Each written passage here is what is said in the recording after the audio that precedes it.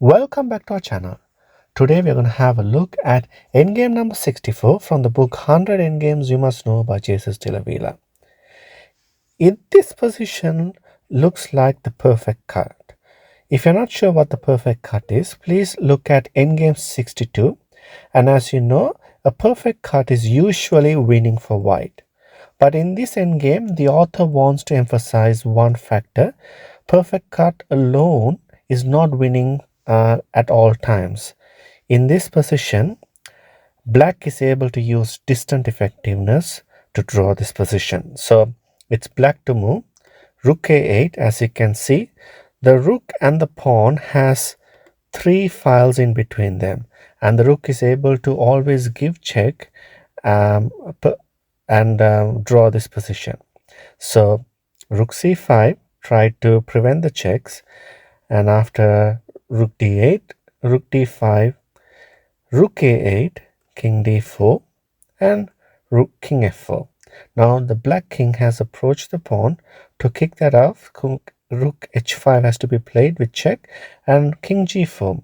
Now, as you can see, white cannot cut off the king along this rank and at the same time um, prevent the checks from the rook, and as a result this is a winning this is a drawish endgame. After king f2, this is a drawish endgame. Now going back to this position here, after rook a8, rooks, we had a look at rook c5. Now what happens if king d4? We'll have a few other alternatives. So rook a4 is a rook check, and obviously as you can see, rook can keep checking the king, and after king g7, as you can see, now the king is far away from the pawn. After rook a4, the pawn is undefendable. The rook simply cannot cut off the king and defend this pawn at the same time. For example, if rook goes to rook e5, then king can come here and this pawn eventually falls. So now going back to this position again, after what happens if white plays rook f7, cutting off along the file? Then rook a3 check, king d4, rook a4, king d5, rook gives another check, and after king c4, so as you can see, the rook is able to use the concept of distant effectiveness to draw this position. The king is tied up to the defense of this pawn, and white is not able to make any progress at all.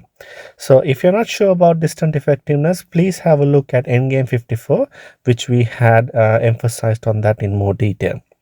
So overall, if I go to the original position here, this is the perfect cut, and it's usually winning for white in this position.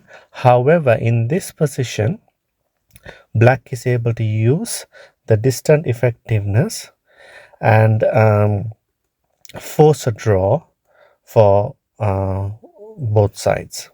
I hope you enjoyed this video. For more videos like this, please like and subscribe, and it's bye for now.